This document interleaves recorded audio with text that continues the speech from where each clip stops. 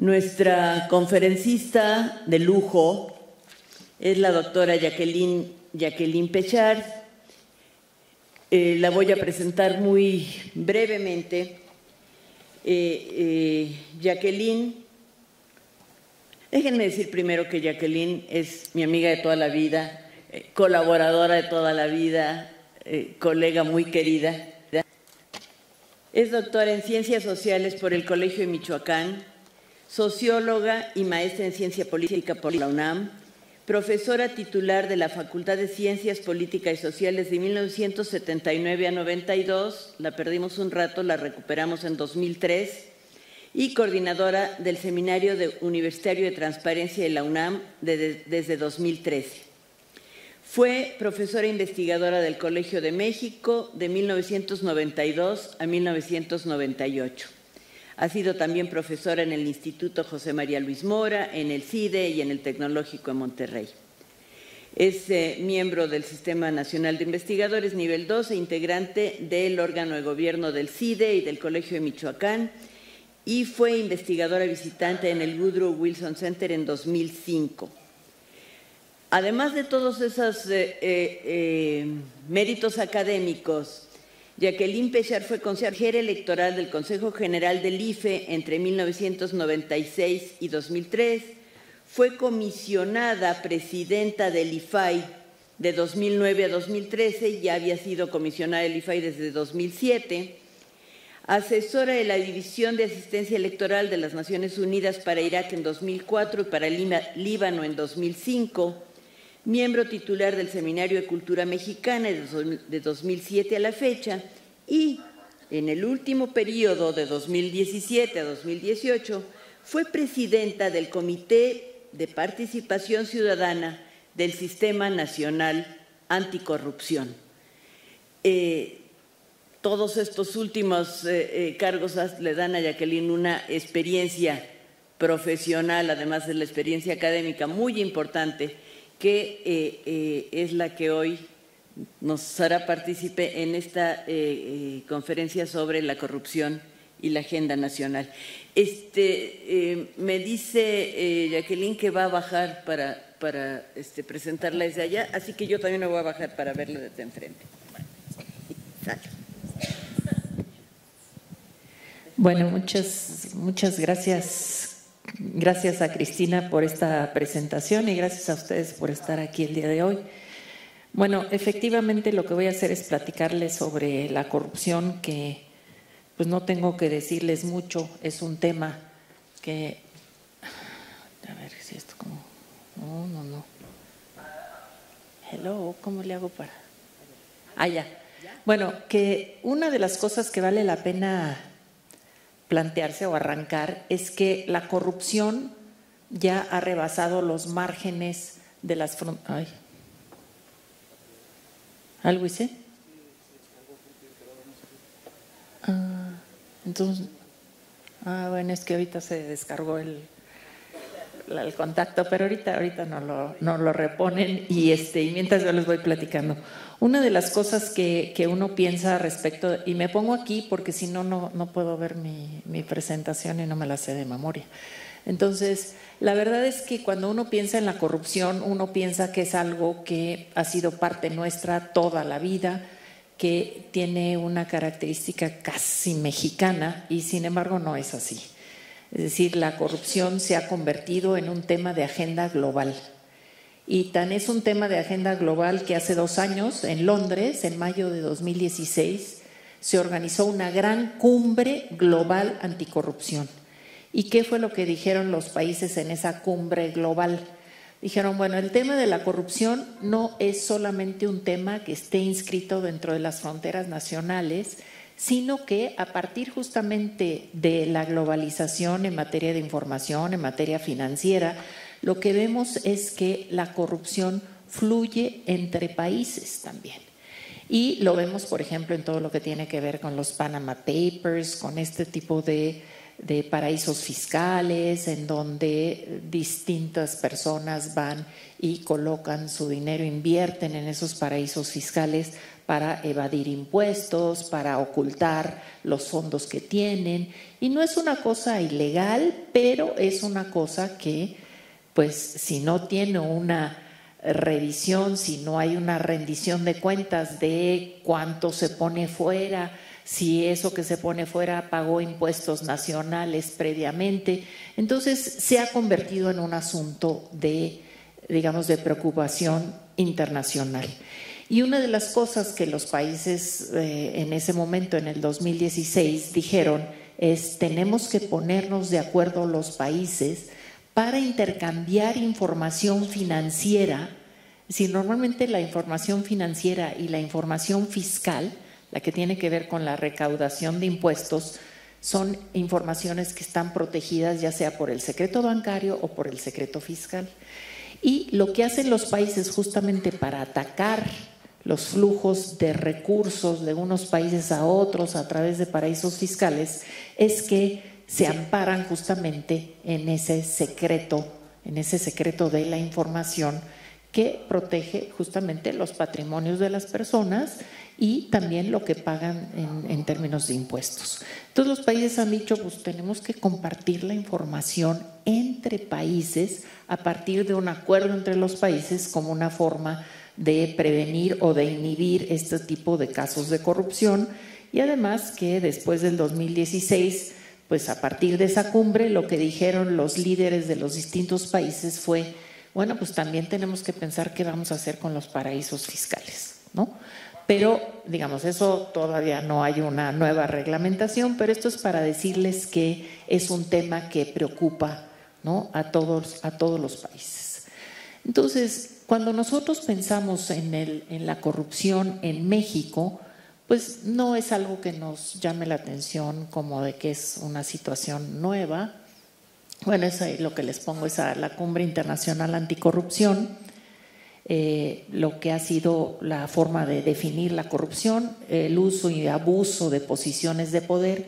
Y vale la pena decir que es posiciones de poder porque la corrupción no es solamente algo que sea una acción de los que tienen un cargo público, sino también de los que tienen cualquier tipo de posición de poder, porque lo que implica la corrupción es aprovechar esa posición de poder para tu beneficio personal o el beneficio de tus allegados, de los que van contigo, ¿no?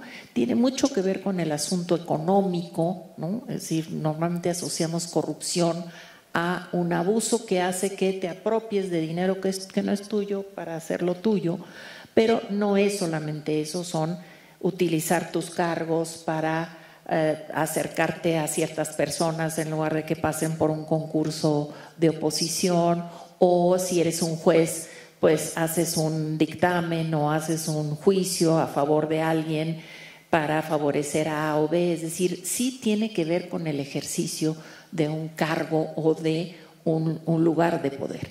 Y también una forma de definirlo es como un uso patrimonialista de los recursos del erario o de los cargos públicos en general. Ahí es donde está muy enfocado, y a mí me gusta traer esto de que no es solo del sector público, sino que es del sector privado, y otra cosa que voy a plantearles es que también es del sector social y cómo, digamos, en la sociedad vamos participando de estos, digamos, estos pequeños abusos o de estos espacios o resquicios que nos permiten a nosotros sacar algún beneficio en algún momento, un beneficio indebido, digamos. Bueno, pues esa cita del Papa Francisco fue en ocasión justamente de la Cumbre Internacional, que dijo: la corrupción es como una gangrena, ¿no? Es decir, si no la frenas, pues se te sigue y te puede matar el cuerpo, ¿no? Entonces, esa es la… Bueno, los efectos de la corrupción. Esa es una cita que también me gusta hacer de la Convención de Naciones Unidas en contra de la corrupción. Fíjense que la Naciones Unidas hace convenciones en torno a distintos temas, ¿no? Para el ejercicio de los derechos, y entonces hay una convención para los derechos humanos, y hay convención para los derechos de la mujer, y hay convención en distintos asuntos. Bueno, la Convención de Naciones Unidas en contra de la corrupción es de 2004. Es decir, no es como la de los derechos humanos de 1949, sino que es bastante reciente. Digamos, el tema de la corrupción como un asunto de preocupación de Naciones Unidas. Y la definición es muy interesante, es una plaga insidiosa que tiene un amplio espectro de consecuencias corrosivas en la sociedad. No solamente implica que recursos del erario que estaban destinados a la educación, a la salud, a la seguridad, se vayan al bolsillo de César o de Javier Duarte, los exgobernadores. No es solamente eso, es que eso tiene una serie de consecuencias dañinas para la sociedad, porque efectivamente va generando una suerte de complicidad entre distintos actores, y entonces por eso es que pues hay que identificar bien a la corrupción, saber qué tanto daño hace para que nosotros podamos realmente comprometernos en un combate a la corrupción. La corrupción es algo que daña los recursos públicos y los recursos individuales también, los de nuestro bolsillo, desde luego. De acuerdo con el Banco Mundial, se calcula que en el mundo la corrupción más o menos implica entre el 2 y el 10% del Producto Interno Bruto de los países. Y claro, en algunos países es menos, y adivinen en cuáles es del 10%, pues en países como el nuestro, en donde hay un débil Estado de Derecho, donde la ley no se aplica, donde la impunidad es lo que priva, y entonces, claro, el costo económico de la corrupción pues es un costo mucho mayor, ¿no? Y de acuerdo con la propia Cumbre Global Anticorrupción, en los países en desarrollo como el nuestro, en donde tienen como esa característica de un débil imperio de la ley, pues lo que vemos es que se calcula que es de más o menos $1 trillón al año, claro, en todos los países digamos, que están en proceso de desarrollo. Bueno, y la corrupción, ¿qué les voy a decir? Pues a lo primero que atenta de manera clarísima es al ejercicio de los derechos humanos en todas sus manifestaciones, derechos sociales, derechos políticos, derechos cívicos, porque la corrupción efectivamente va haciendo que pues no tengas acceso a la justicia adecuadamente, porque se compran a los jueces, porque se compran a los fiscales, porque… ¿sí? Entonces, eso va mermando los distintos ámbitos de nuestra convivencia social y daña, desde luego, las instituciones democráticas, no permite que haya adecuado funcionamiento de las distintas instituciones, la gente desconfía por la visibilidad de la corrupción, desconfía de las instituciones y bueno, y pues obviamente al final la corrupción atropella nuestra convivencia porque va generando desconfianza ya no solamente en las instituciones y las autoridades, sino desconfianza entre nosotros mismos, ¿no? Lo que se llama la desconfianza interpersonal. Bueno, las dimensiones de la corrupción. Desde luego que hay que verla en todos los ámbitos públicos, no solamente tiene que ver con la parte más de ejercicio presupuestal, en donde el dinero público se desvía a través del peculado, a través del tráfico de influencias, del cohecho, de las mordidas, en fin, de las distintas expresiones que tienen que ver con el ejercicio del presupuesto, pero también en la parte de el poder legislativo, en el proceso de aprobación de las leyes, la intervención de distintas empresas en su beneficio para que ciertas leyes beneficien. Digamos, el caso más reciente es el de las refresqueras, haciendo cabildeo para que a la hora de elevar el impuesto de las bebidas azucaradas, pues entonces se tome en consideración esas presiones, ¿no? Y bueno, pues esos son conflictos de interés en la aprobación de leyes Y luego en la cúspide de la estructura del poder, lo que tiene que ver con impartir justicia, cuando llega a los jueces, pues resulta que también pues los jueces no tienen el nivel de integridad, sino que no tienen el nivel de autonomía, pero tampoco tienen las competencias técnicas y entonces son fácil presa de cualquier, o no reciben un salario adecuado, entonces son presas de este tipo de actos de corrupción en donde sus sentencias están orientadas a aquel que les ofrece ciertos recursos, ¿no? Bueno, la corrupción como un fenómeno social, a esto es a lo que quería llegar. Es decir, si la corrupción es como esta especie de mancha de aceite que se corre por toda la sociedad y no hay algo que frene esa expansión de la corrupción, pues lo que vamos viendo es que va mermando también la forma de la convivencia social y entonces hay asuntos en donde las personas ya consideran que pues obtener cierto beneficio que no sea un acto claramente violatorio de la ley, pero que de alguna manera estás evadiendo ciertos tipos de responsabilidades. Este es un caso que no es de San Luis Potosí, es de la Ciudad de México, pero que a mí me gusta mucho citarlo. En el 2009, si no mal recuerdo, bueno, no sé, durante el gobierno de Felipe Calderón se reformó la forma de recabar la tenencia, el impuesto a los automóviles de la tenencia, para que no fuera un impuesto federal, sino que fuera un impuesto estatal. Entonces cada estado va y entonces cobra la tenencia a sus autos, pero cada estado dice si quiere cobrarles tenencia o no, ¿no? Entonces, ¿por qué? Pues porque está dentro del ámbito soberano de los estados. Entonces resulta que la Ciudad de México cobra impuesto de tenencia a los automóviles, pero el estado de Morelos no, y el estado de México tampoco. Y entonces, ¿qué creen? Pues la gente dice, bueno, yo vivo en la Ciudad de México y ¿por qué voy a pagar el impuesto de mi auto? Sí, yo puedo no pagar el impuesto si me voy y pongo mi placa de Morelos o la placa del estado de México. Hombre, pues no es ilegal que uno saque su placa en otro lado, ¿no? Ilegal no es, pero sí lo que se está haciendo es dejar de pagar algo que te corresponde porque tú habitas en la Ciudad de México y debías de pagar un impuesto de la Ciudad de México, que es el impuesto por tener un auto. Y adivinen quiénes son los que se benefician más de esto o quiénes son los que utilizan más este emplacamiento fuera de la ciudad.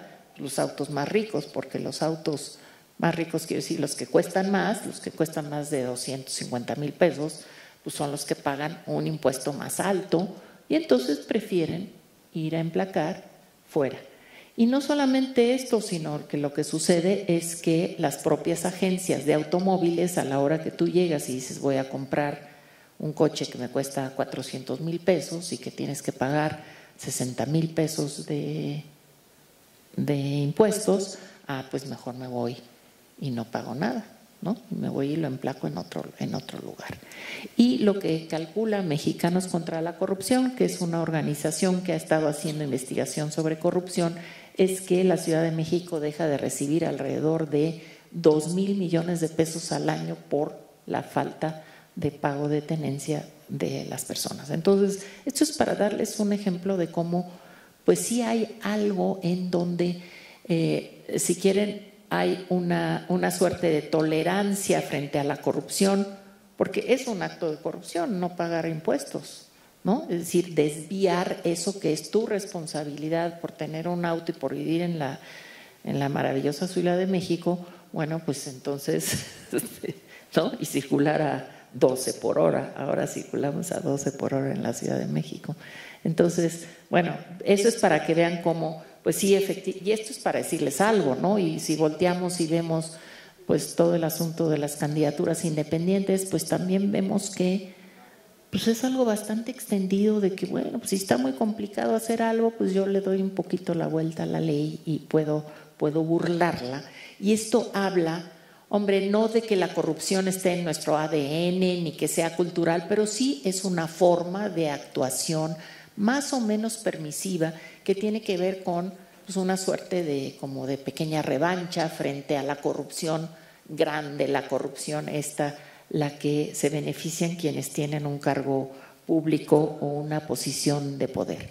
Bueno, de acuerdo con el INEGI, los dos problemas principales hoy, de acuerdo con lo que dicen las encuestas del INEGI, es que son la inseguridad y la corrupción.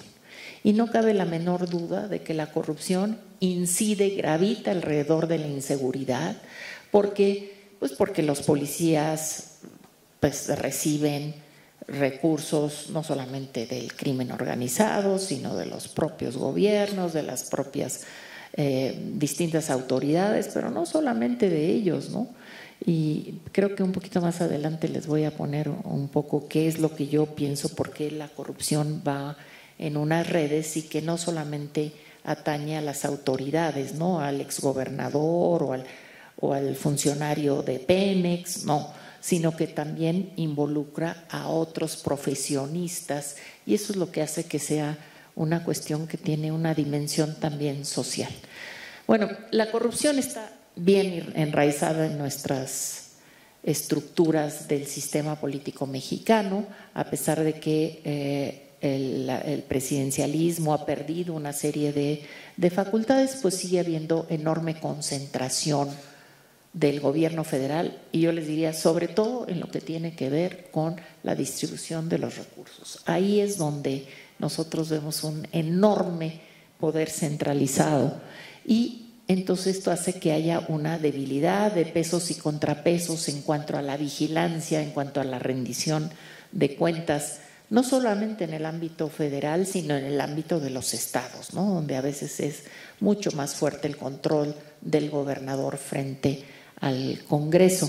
Entonces, todo esto va haciendo que pues, la corrupción no es nueva en nuestro país, pero hoy en día yo diría que la corrupción pues ciertamente ha llegado a unos niveles de visibilidad y de hartazgo y de enojo de la población que hace que sea efectivamente un tema de nuestra agenda la corrupción. Bueno, este es el índice de percepción de transparencia internacional, que lo vemos todos los años desde 2008, y vean cómo, pues, este es para el caso mexicano, la puntuación sobre 10, hemos tenido 3.6, 3, 3.4, y en 2017, pues 2.9. Es sobre percepción de la corrupción, ¿no? Es decir, se le pregunta a líderes de opinión en qué nivel creen que va la corrupción, ¿no? Que sí es de percepción.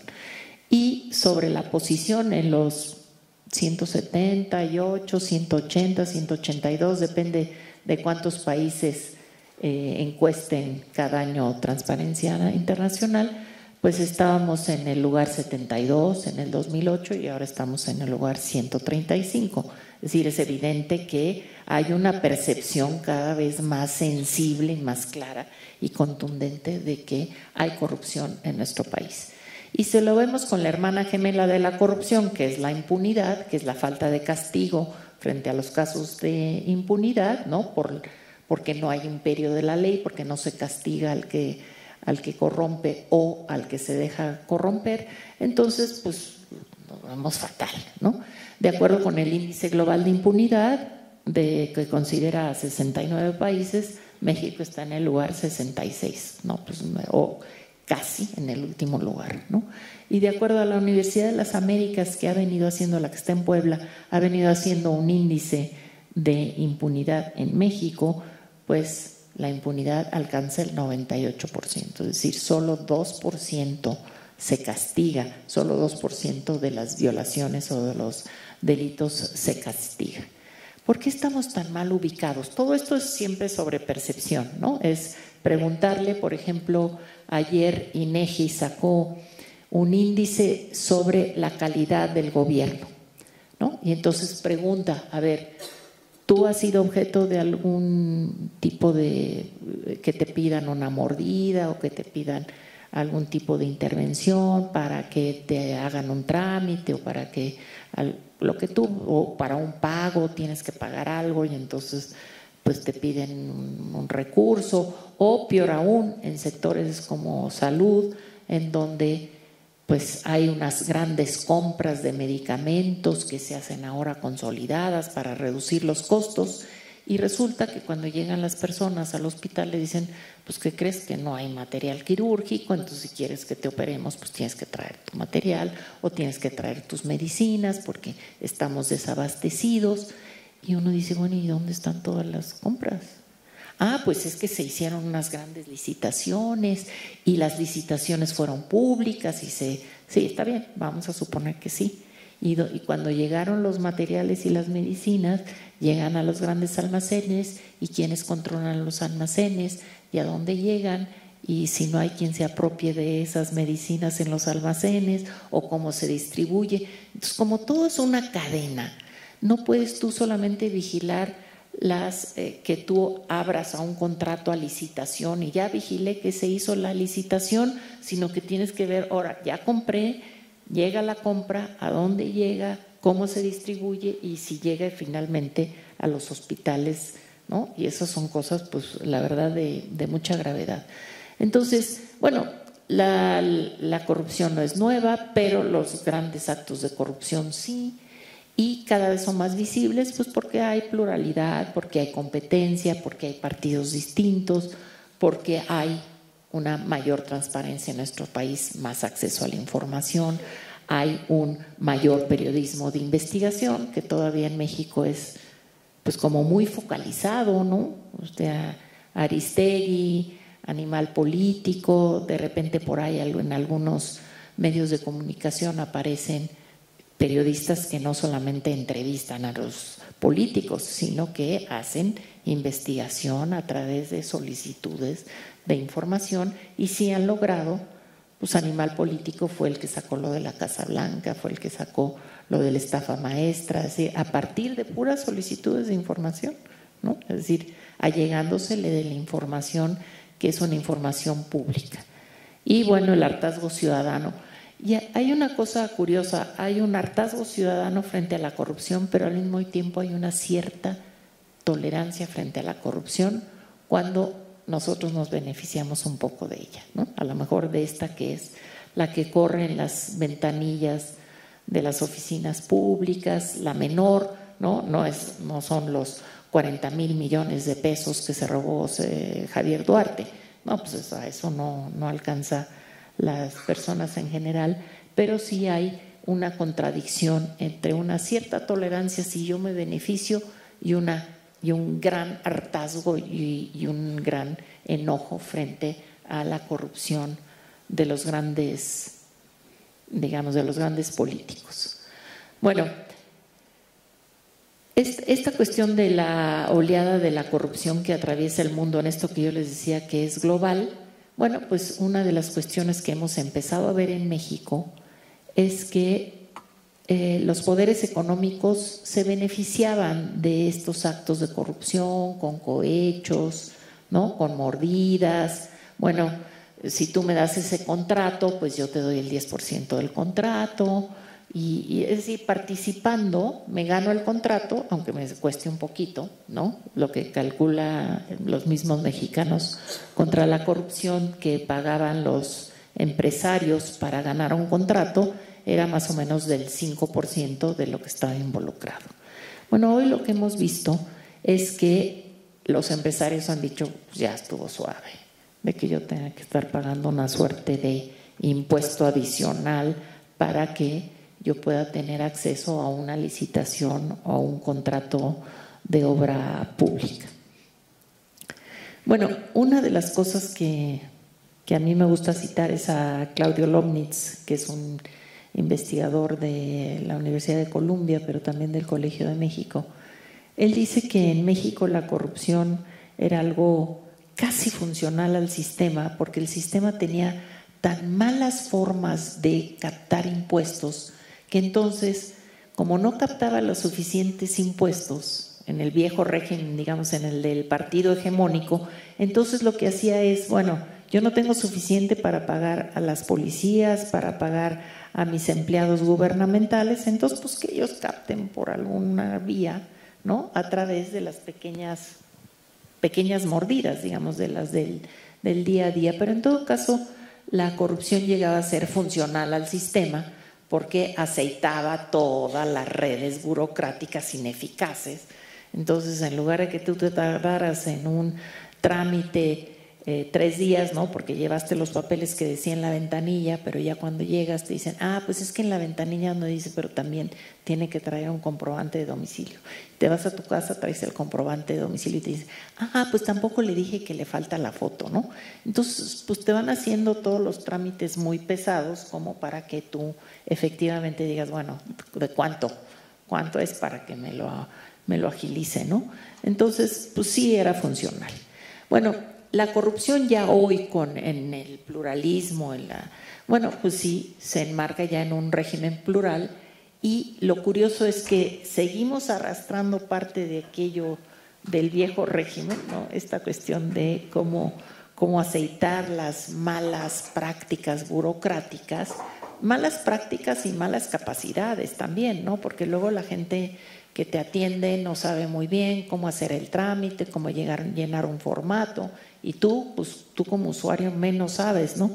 Entonces, bueno, pues ahora hay estos mecanismos y hay organizaciones de la sociedad civil. Esta es una de las grandes novedades, ¿no? El periodismo de investigación y las organizaciones de la sociedad civil, que fíjense, no solamente son organizaciones que denuncian, se colocan con mantas fuera del Senado de la República para reclamarles a los senadores que no han hecho un procedimiento adecuado para nombrar al fiscal especial anticorrupción, sino que también investigan y también estudian y también obtienen recursos. Y bueno, pues esas son organizaciones que ustedes han oído seguramente, ¿no? La Red por la Rendición de Cuentas, el INCO, que hacen investigaciones y que han ido identificando en dónde están de manera muy clara, con datos duros, los casos de la corrupción y cuánto involucra. Antes de entrar rápido, ¿cuánto tengo que tener?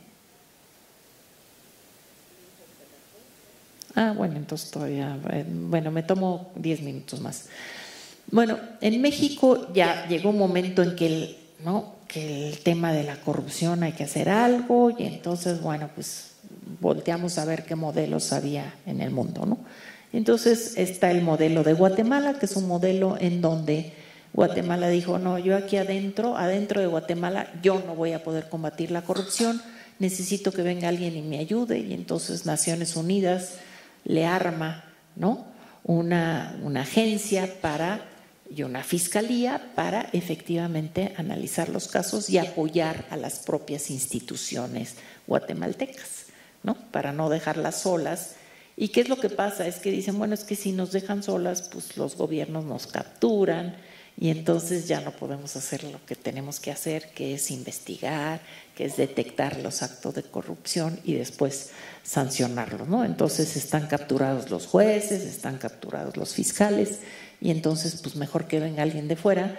Y entonces es la Comisión Internacional en contra de la Impunidad, que después de 10 años de funcionar dijo, ya logramos ser exitosas porque metimos a la cárcel a un expresidente, ¿no?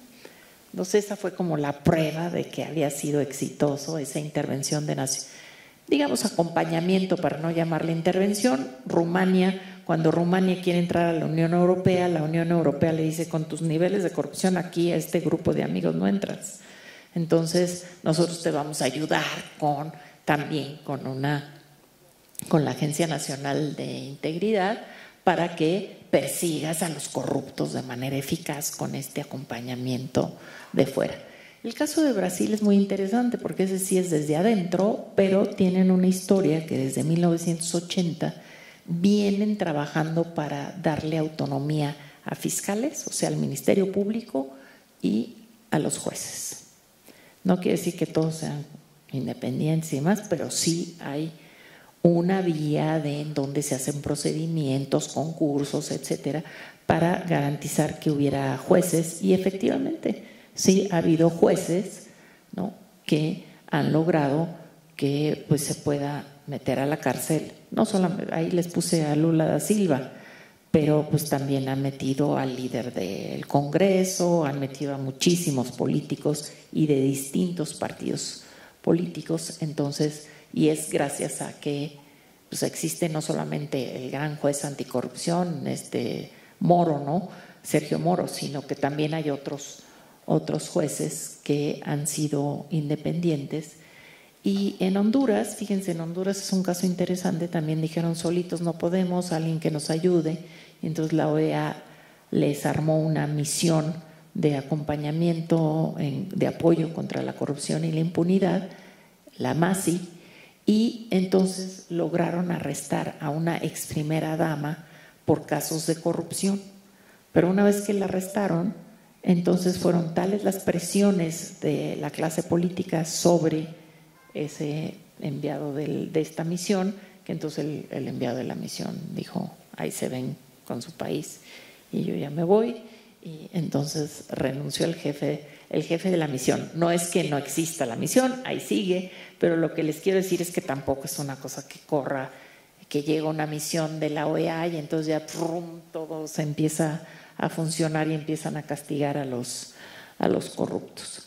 Bueno, en el caso de México, lo que optamos nosotros fue por un sistema nacional anticorrupción, que como ustedes saben es, bueno, en lugar de que sea una sola agencia la que investigue, la que sancione, la que prevenga la corrupción, lo que el modelo dijo es, pues hay distintas autoridades que investigan, por ejemplo, la Secretaría de la Función Pública es clave, porque estoy hablando del ámbito federal, ¿no? Pero se replica en los estados, es la que investiga faltas administrativas, si no se siguieron ciertos procedimientos, cuando se hace una contratación o cuando se abre una licitación. Entonces es la que vigila, la que controla internamente, la que tiene que investigar y si encuentra que hay alguna irregularidad, pues tiene que sancionar y si es una irregularidad más grave, pues tiene que mandársela al Tribunal de Justicia Administrativa para que sancione.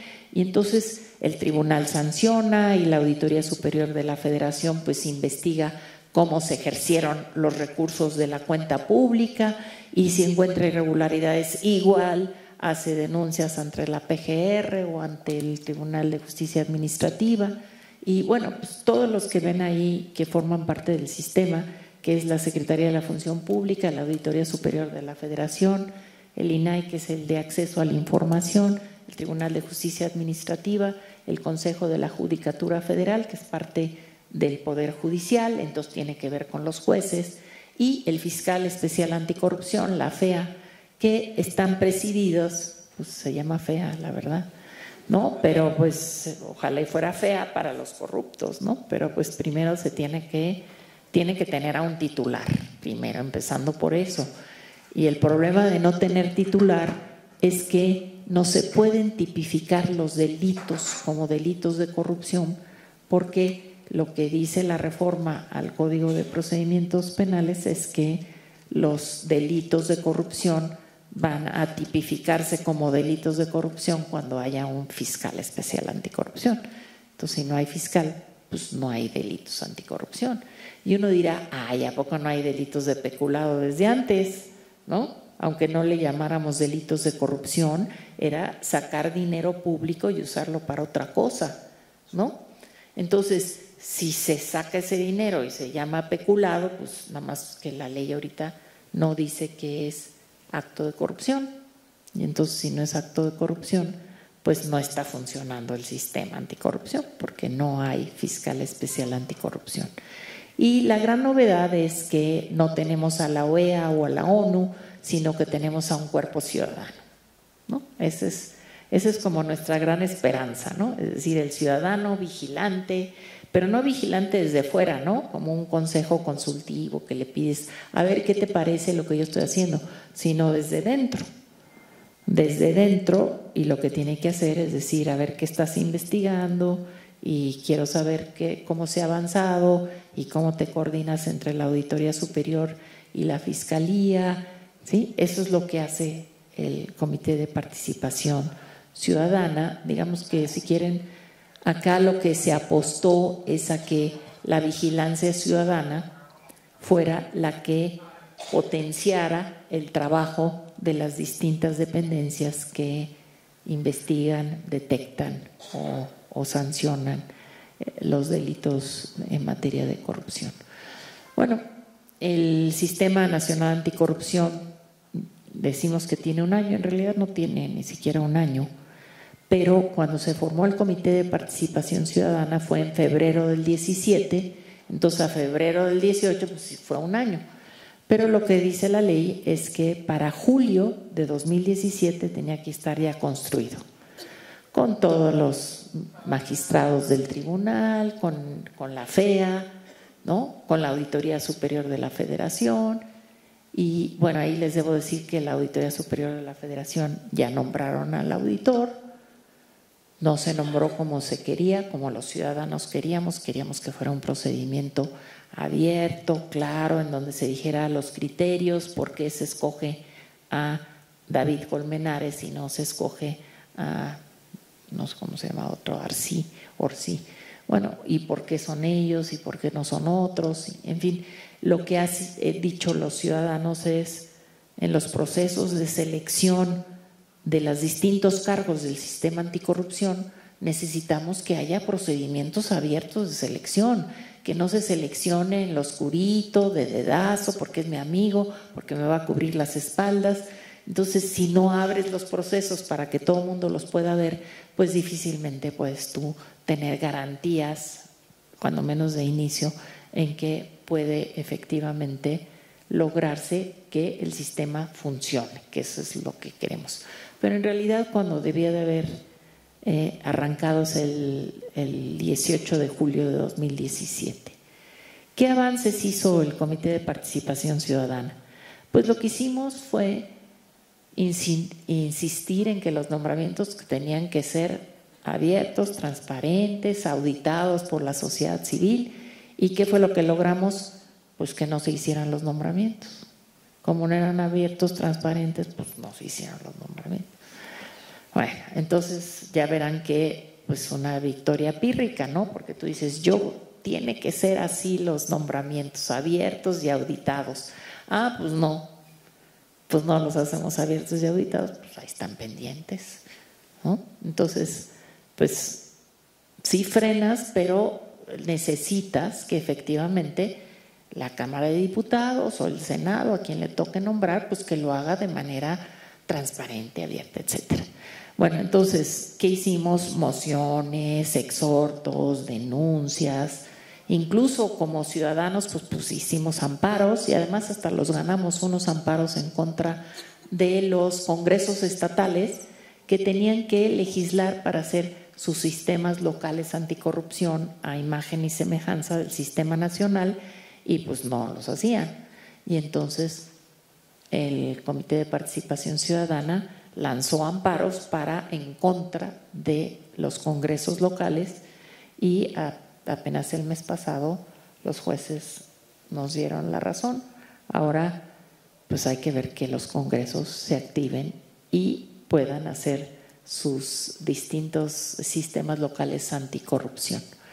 ¿Qué temas puso el Comité de Participación Ciudadana sobre la mesa? Porque cuando uno llega y ve todos los casos de corrupción son infinitos, ¿no? Y además uno tras otro y surge uno nuevo y otro nuevo y otro nuevo. Entonces dijimos, lo que nos importa a nosotros son las tramas de corrupción, ¿no? No solamente las figuras corruptas, ¿no? Pensemos en los exgobernadores, sino los modus operandi, cómo se hace para que se lleguen a estos esquemas de corrupción.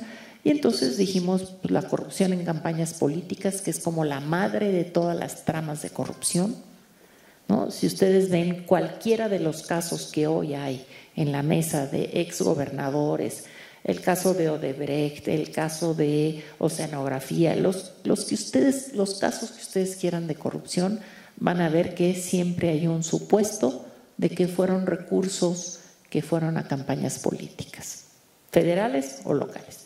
Entonces, bueno, ese es uno de los temas, la corrupción en las empresas fantasma. Hoy decimos empresa fantasma y todo el mundo sabe qué es eso. Es una empresa que se constituye pero que no factura, ¿sí? O que sus facturas son falsas, ¿no? Entonces, y que quien las identifica muy bien es el SAT. El SAT dice, a ver, esta empresa que se llama México 35, bueno, pues es una empresa que sus facturas son falsas, no está pagándole al fisco y así las identifica, pero son empresas que sirven para que por ahí fluyan recursos y entonces es un tema que hace 2 años nadie hablaba de empresas fantasma y hoy las empresas fantasmas surgen así como borbotones, ¿no? Y ya todos sabemos que es una empresa fantasma, entonces como que esta socialización de la corrupción ha hecho que entendamos cuáles son esos modos de operación de la corrupción.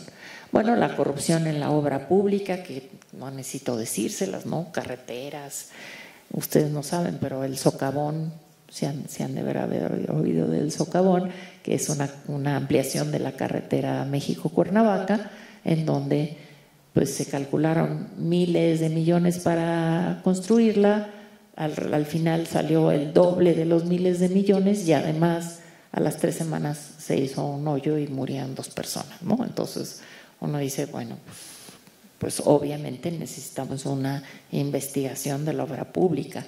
En el sector salud, que es la que yo les decía, y la corrupción en la seguridad pública, todo lo que tiene que ver con policías que no hacen lo que les corresponde, fiscales y ministerios públicos, en fin, está como de veras se va por las tuberías de toda la sociedad. ¿Por qué está atorado el Sistema Nacional Anticorrupción? Pues esa es mi conclusión, por la falta de autonomía y la falta de capacidades institucionales. En el propio estudio de la Universidad de las Américas sobre la impunidad en México, ellos dicen, a ver, ¿cuántos ministerios públicos hay por cada 100,000 habitantes? ¿No? Bueno, pues resulta que hay en promedio 2 por cada 100,000 habitantes. Bueno, hombre, si fuera una sociedad donde no hay ningún tipo de actos ilegales, pues bueno, pues 2 está bien, es casi como de adorno. Pero bueno, en algunos lugares ese es el promedio, en algunos lugares hay 8, ¿no? Pero pues el promedio internacional es como de 40, ¿no? Entonces no, estamos muy lejos de tener el número, eso es del número. Y luego a ver si los ministerios públicos tienen realmente el conocimiento para levantar las actas, para identificar qué tipo de ilícito es, para poder armar la carpeta de investigación y que la carpeta fluya rápidamente. Entonces lo que vemos es que falta autonomía del sistema general, del fiscal general, de los auditores en los estados, de los órganos internos, de todos los que tienen que ver con vigilar cómo se gasta el recurso público. No tenemos autonomía y si hay por ahí alguien que se le ocurrió ser íntegro y autónomo, pues a lo mejor no tiene todo el conocimiento técnico para hacer un trabajo ágil, eficiente, etcétera. Entonces, la falta de capacidades técnicas y profesionales en las instancias que conforman los sistemas locales anticorrupción. Aquí en San Luis Potosí hubo un caso el año pasado de un auditor superior que pidió a un diputado que a cambio de modificar su dictamen de fiscalización, sí le daba una feria. Bueno, pues ahí está. Pues si lo intercambian y entonces, ¿sabes qué? En lugar de que aparezca mi dictamen de auditoría en que hay tales y tales irregularidades, yo borro las irregularidades y tú me pagas, ¿no? Y entonces, pues, la verdad es que sí es muy impresionante cómo hay una falta de autonomía y una falta de capacidades. Y desde luego la falta de voluntad y de responsabilidad pública, que a todos nos gusta decir que en este país no hay voluntad política para que se persiga a los que han cometido actos, actos de corrupción. Y efectivamente parece que no hay voluntad política, pero es que no debíamos ni de referirnos a la voluntad política. La voluntad política es como alguien justiciero que dice, sí, que se castigue a ese que cometió un acto de corrupción porque se robó la mitad de los recursos que iban para el hospital de los niños, ¿no? Bueno, la voluntad política la invocamos cuando no hay las suficiencias institucionales como para que justamente nadie pueda decidir si sí o si no roba, ¿no? Entonces aquí necesitas voluntad política para perseguir al que roba, cuando debería de haber fortalezas institucionales que impidieran que quien robara se fuera sin un tipo de sanción contundente capaz de inhibir futuros actos de corrupción. Bueno, la pregunta que siempre surge: ¿y seremos posibles en México de combatir la corrupción? Bueno, yo les tengo que decir que pues sí, pero la manera de hacerlo es si hay un compromiso de todas las fuerzas políticas y sociales para combatir la corrupción. No puede ser de un partido político, no puede ser de un gobierno. Si tú no tienes de veras un entramado fuerte, un pacto nacional en contra de la corrupción, no el pacto de impunidad ese del que todos hablamos, ¿no? Entre unos se cobijan a los otros, sino un pacto nacional en contra de la corrupción, en donde esté no solamente el gobierno o los gobiernos, sino las organizaciones, la academia, la Coparmex, etcétera. Bueno, hoy todos los candidatos se comprometen con combatir la corrupción, todos, porque el tema está ahí. Pero nada más dígame, bueno, Mid ha dicho que va a retirar el fuero. Cuando menos supongo que se discutirá un poco, ¿no? Digamos, los pros y los contras, pero realmente ahí está la forma como vamos a combatir la corrupción. Si la corrupción se tiene que combatir en todos los procesos administrativos que permiten que se cuele por todos lados la corrupción. Bueno, tenemos que respaldar las denuncias ciudadanas, ¿no? Es decir, una de las mejores maneras como se ha logrado identificar los ilícitos es con denuncias desde adentro, es decir, adentro de una entidad, adentro del gobierno de Javier Duarte en Veracruz, pues ahí salen las denuncias, los que saben cómo sucede, ¿no? Esos que se llaman los denunciantes internos, los whistleblowers en inglés. Bueno, pues esos denunciantes tienen que tener alguna protección, porque si yo denuncio a mi jefe, pues ya seguro que perdí la chamba, ¿no? Segurito, porque ¿no? Entonces sí tiene que haber, y esto es algo que se está haciendo en todo el mundo, porque no siempre alcanzas a ver las cosas de por dónde se está yendo el dinero si no estás adentro, si no estás, ¿no?, viendo desde adentro. Y mejores mecanismos de fiscalización de los privados, que a veces se nos olvida que obviamente grandes empresarios y medianos empresarios también están metidos ahí. Bueno, el Sistema Nacional Anticorrupción no es un sistema que esté centrado en lo punitivo, ¿no? Es decir, vamos a castigar, meter a la cárcel. Pero si no hay unos que se metan a la cárcel, como yo les dije en Guatemala o en Brasil, si se dice fue exitoso porque lograron meter a un expresidente a la cárcel, ¿no? O ahora en Perú, ¿no?, al presidente en funciones lo meten a la cárcel porque recibió sobornos de Odebrecht. Pues aquí todavía no sabemos quién recibió los sobornos de Odebrecht. Sabemos que sí se recibieron sobornos, ¿no? Eso está en las investigaciones del Departamento de Justicia norteamericana, pero no sabemos quiénes fueron los que recibieron los sobornos. Entonces, pues hay un reclamo de que haya alguien que sea sancionado por eso, ¿no? Pero el sistema no quiere solamente sancionar, pero si no sanciona, nadie va a pensar que el sistema funciona. Tiene que haber gente que sea sancionado, aunque lo que se pretende es que se corrijan los procedimientos que permiten que haya actos de desvío de recursos, ¿no? Es decir, si tú no tienes manera de control, de vigilancia, de rendición de cuentas que funcionen, pues no. Sin embargo, si volteamos y vemos, pues hay 9 exgobernadores que tienen un proceso judicial, ¿no? Y algunos en la cárcel, creo que son como 5 que están en la cárcel. Hay uno que está en vías de ser extraditado a Estados Unidos, 2 fugados, ¿no?, el de Nayarit y el de Chihuahua. Pero bueno, cuando menos el de Chihuahua ya tiene una demanda de extradición. Entonces, al final uno dice, pues algo se está moviendo, ¿no?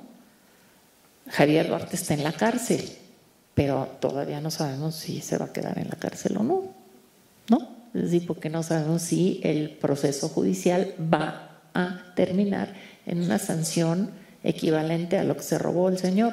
Ese es un problema. Y el otro es si vamos a rescatar lo que se robó, porque pues ¿para qué queremos nada más tenerlo en la cárcel?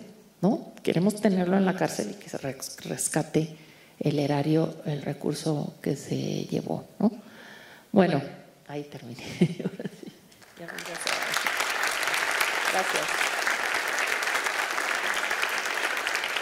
Ahora nos da.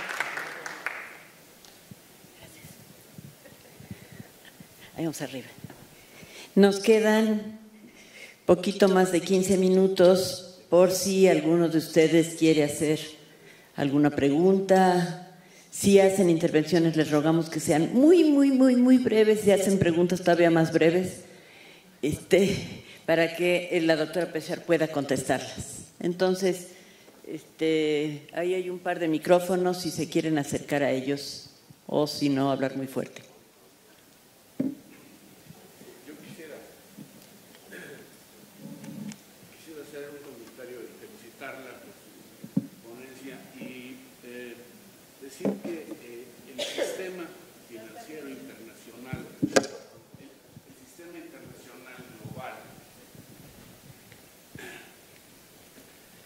gracias. El sistema internacional global financiero se presta mucho a la corrupción. Y en los organismos internacionales, por ejemplo, como en la ONU o en la OEA, también existe corrupción. Existe corrupción en la CIA, en el FBI. La situación internacional es corrupta. Se desatan guerras por la corrupción. Entonces, los esfuerzos locales pues son muy débiles ante un panorama estructural tan corrupto. Sí, es todo.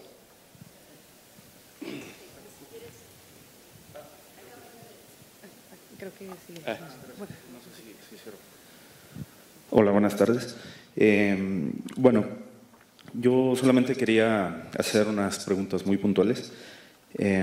Acá en San Luis Potosí hemos tenido casos reiterados de corrupción que están vigentes. De hecho, aquí a unos pasos de la avenida se están registrando los candidatos del PRD, donde nuestros alcaldes lastimosamente tienen una mala fama por escándalos que se sacaron a raíz de periodismo de investigación local, ¿no?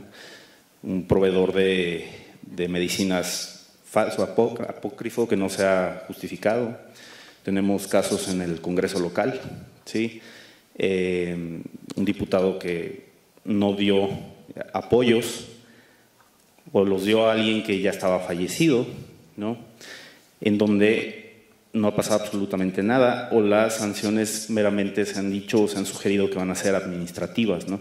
Entonces, bueno, yo te quería preguntar si la falta de autonomía, si la autonomía de estos órganos resuelve todo, y si es un problema de capacidades institucionales, pues entonces, ¿qué hay que hacer para mejorar las capacidades institucionales? Y por último, una pregunta más de corte analítico, ¿no? Digamos que en el tenor del Congreso, de alguna investigación, ¿qué recomendarías tú para estudiar? ¿Qué es mejor estudiar? ¿Escándalos de corrupción o estructuras de combate a la corrupción? Y básicamente es eso, mis inquietudes. Gracias. Sí. Cinco preguntas y luego le doy la palabra a la doctora. Muchas gracias. Sí.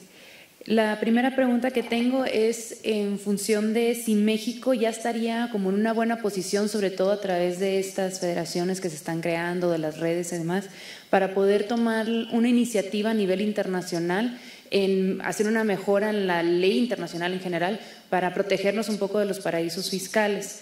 Y la segunda pregunta es respecto a la corrupción que se ve en la academia.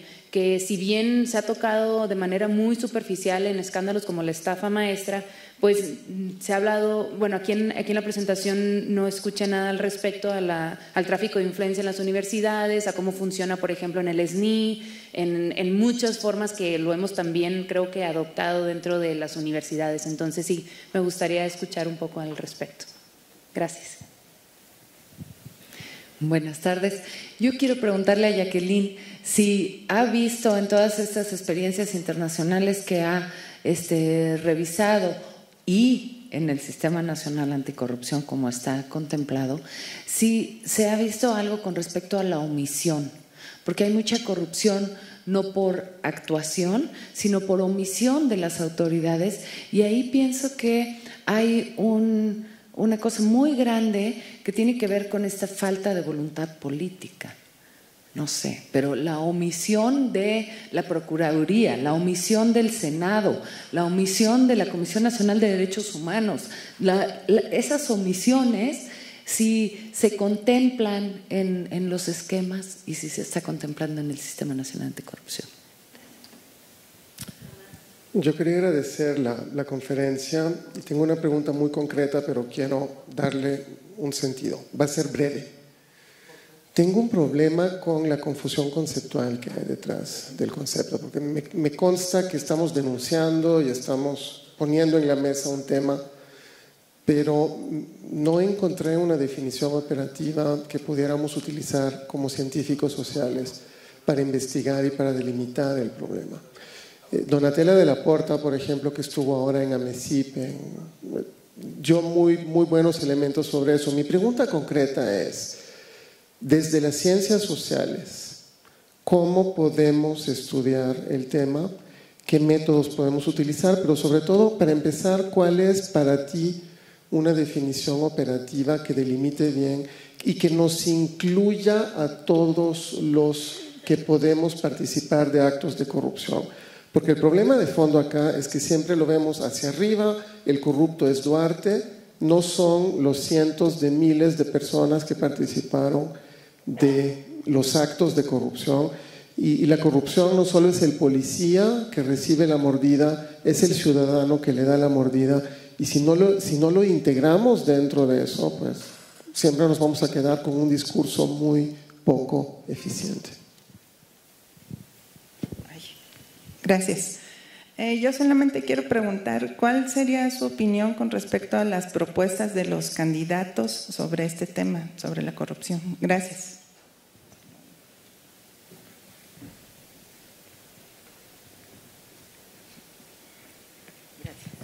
Tienes 10 minutos, así que… Sí.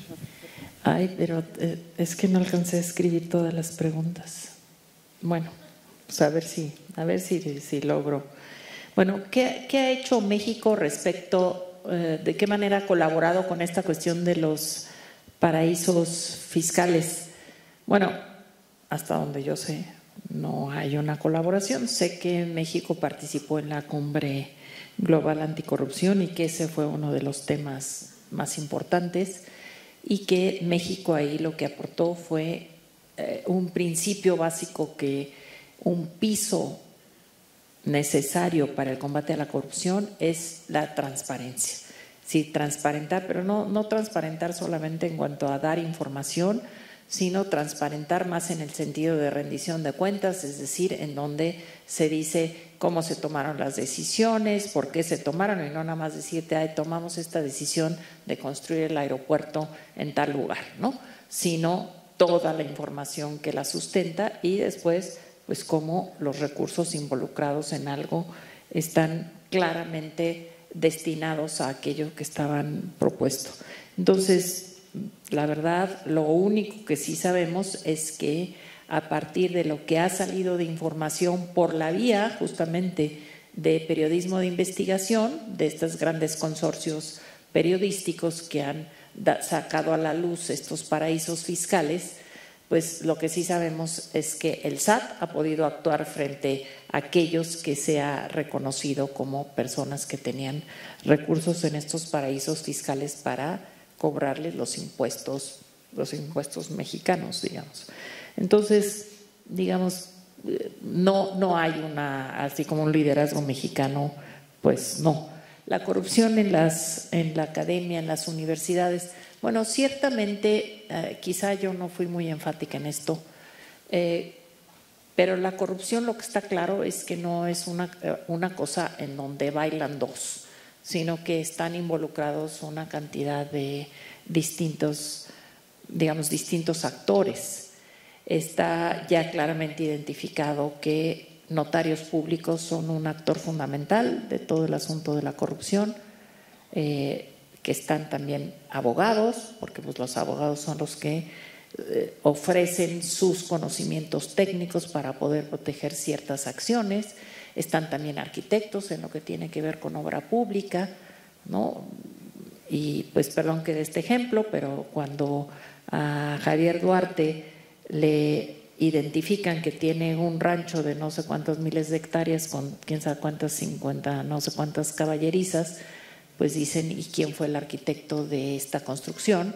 Y van con el arquitecto y le dicen, ¿y usted por qué hizo esa construcción, ¿no?, en unos terrenos que pues fueron expropiados para una propiedad privada del gobernador?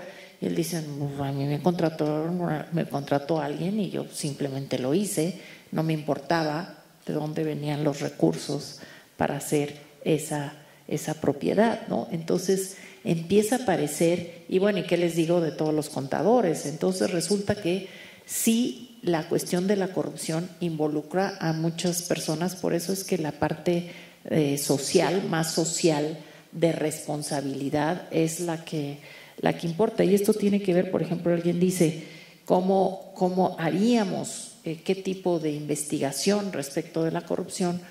Pues yo creo que la corrupción hay que hacerla a partir de casos de corrupción, y la propia prensa nos va poniendo los casos de corrupción.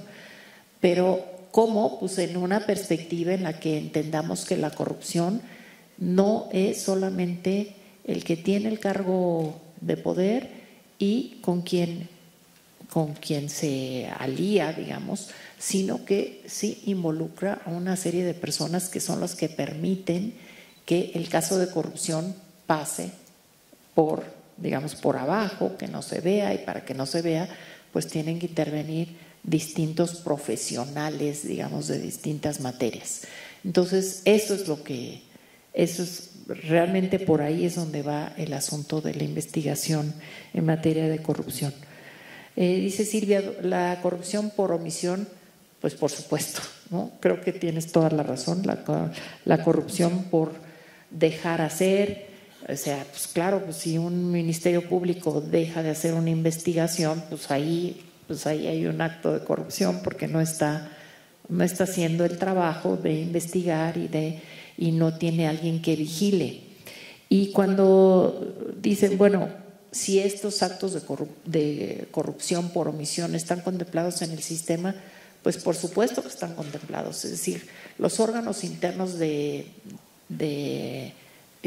control en todas las dependencias públicas son órganos que están no solamente para ver si hay desvío de recursos, sino para ver si no se cumplen con ciertas normas que se tienen que seguir, o si se hacen demasiadas asignaciones de contratos y no por sacar a licitación.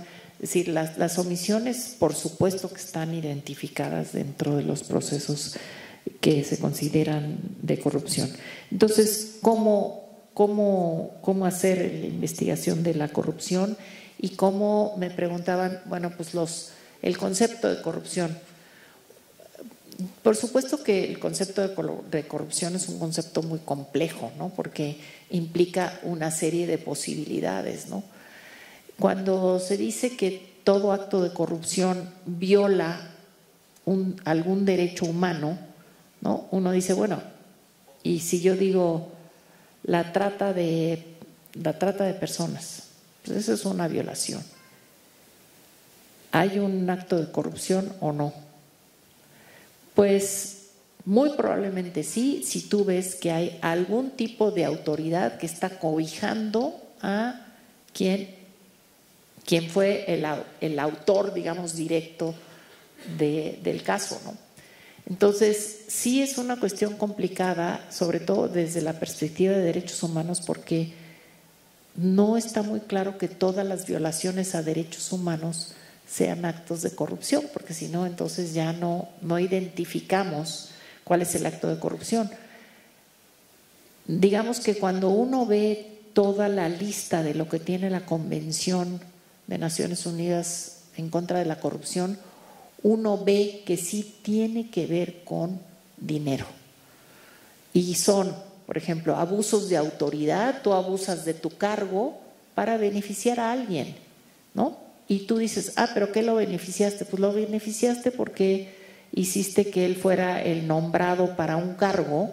A lo mejor ahí no hay dinero, pero pues eventualmente estás asignándole un cargo, abusando de tu autoridad y hay un acto de corrupción, pero al final esa persona se va a beneficiar de tener un puesto o de tener, ¿no? Entonces, cuando uno ve, efectivamente sí es una, o sea, no me quise detener en las complejidades del concepto. De hecho, la cumbre internacional, la cumbre global anticorrupción, uno de los temas fue: tenemos que tener claridad sobre qué es corrupción y qué no es, porque si no, cualquier delito es corrupción, ¿no? Y yo voy y mato a alguien y ya es corrupción. O bueno, o lo mató un policía, ¿es corrupción? Pues no, sí es un delito, pero no necesariamente un delito de corrupción. Entonces, sí tiene que ver con beneficiarse, y por eso a mí me gusta si quieren, la definición muy, muy sencilla de Transparencia Internacional, de que corrupción es el mal uso y abuso del poder en beneficio personal, ¿no? O en beneficio de un particular, ¿no? Quiere decir, sí, apropiarse. Por eso la idea patrimonialista es tú aprovechas tu cargo o aprovechas el ser, no sé, presidente de alguna asamblea, y entonces tú vas decidiendo a favor de ciertos intereses y no a favor de otros, y esos son actos de corrupción, ¿no? Entonces, sí, yo estoy de acuerdo, es una cuestión difícil, pero lo que yo les diría, lo que hay que tener muy claro en la investigación sobre corrupción es que sí fluye por muchas vertientes, muchos son los involucrados, y entonces yo digo que lo que hay que trabajar es por la vía de redes. Sí, a partir de redes, para ver pues cuáles son los núcleos o los nudos de la propuesta de los candidatos. Bueno, yo lo que les puedo decir es que las propuestas, hasta donde yo he alcanzado a verlas, pero tampoco, yo creo que hasta que empiecen las campañas va a haber ya propuestas más, pero fuera de la de MIT, fuera de eliminar el fuero, los demás dicen, no, sí, yo voy a combatir la corrupción, incluso meteré a la cárcel al expresidente. Bueno, pero pues no es un procedimiento, no está diciendo por dónde se va a empezar, si voy a centrarme en grandes obras públicas y entonces revisar muy bien cómo se llevaron a cabo esas grandes obras, ¿no? Pero digamos, en otros países, por ejemplo en Rumania, lo que hace la Agencia Nacional de Integridad es: yo me espero a ver qué son los casos que aparecen en la prensa, porque uno no puede ir a todos los casos, pero entonces la prensa va poniendo los casos y entonces la agencia los agarra y dice, pues yo empiezo a investigar estos, ya a partir de las propias herramientas que tienen las autoridades para investigar, ¿no? Pero digamos, si allegan de todo lo que a veces alguien va y denuncia a un periodista, pero no va y le denuncia a una autoridad. Entonces hay que aprovechar como todo, y ciertamente yo decía, es la falta de autonomía, es la falta de capacidades, pero si no hay una muy fuerte denuncia de la sociedad y acompañamiento y vigilancia y insistencia y incidencia social, aunque haya autonomía y aunque haya aunque haya capacidades que no las tenemos, la verdad, pues sí, nos falta mucho, ¿no? ¿Cuántos policías tienen las capacidades que deberían de tener? ¿O cuántos ministerios públicos? Pues no tenemos capacidades técnicas. Eso es algo que falta de veras consistentemente, pero la vigilancia de la sociedad es clave, eso sí, estoy convencida. Creo que ya. Muchas gracias, Jacqueline. Gracias a ustedes, gracias a la doctora Pechard por su conferencia. Le hacemos entrega de su diploma.